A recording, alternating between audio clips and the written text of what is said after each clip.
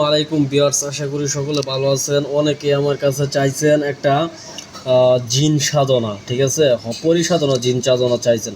তো আজকে এমন একটা সাধনা নিয়ে আইছি আপনাদের। এটা হচ্ছে সুর সুন্দরী সাধন, অর্থাৎ দেবী সাধন। হ্যাঁ, দেবী আপনি পরিচাইতে বড় যে শক্তিশালী একটা দেবী আছে, ওই দেবী সাধন সুর সুন্দরী সাধন নিয়ে আইছি। এটা কেমনে করবেন, কীভাবে করবেন, সমস্ত কিছু বলে দিতেছি। তবে সবার আগে একটি সতর্ক বার্তা: এই সাধনা কইরা কারো যদি কোনো প্রকার ক্ষয়ক্ষতি হয়, তাহলে আমি কিংবা আমার চ্যানেল কোনো প্রকার দায়ী থাকবো না। আমার কাছে অনেক ভাইয়ে রিকোয়েস্ট করছে একটা সাধনা দিতে। আমি বলছি এগুলো সাধনা করা ঠিক না, অনেক ক্ষতি হয়। তো অনেকে বলছে যে আমি মরলে আপনার কি, আমি মরে গেলে মরে যাই, ওটা আপনার টেনশন করা লাগবো না, আমার সাধনা দরকার, আমার সাধনা দেন।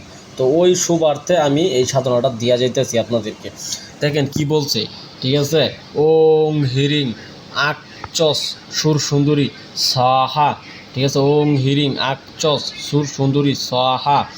হ্যাঁ, এটা কেমনে করবেন আমি বলে দিতেছি।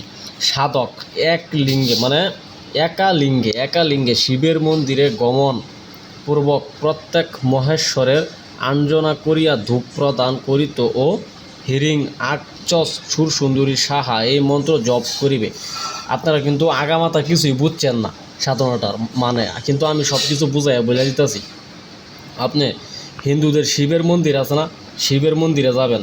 শিবের মন্দিরে গিয়া প্রতিদিন সন্ধ্যাবেলা যাবেন, মাগরিবের আজানের সময় সন্ধ্যাবেলায় গিয়া একটা মোমবাতি একটা আগরবাতি ধরাইয়া, ঠিক আছে, হ্যাঁ, একটা মোমবাতি একটা আগরবাতি ধরাইয়া তারপর পূজা করবেন।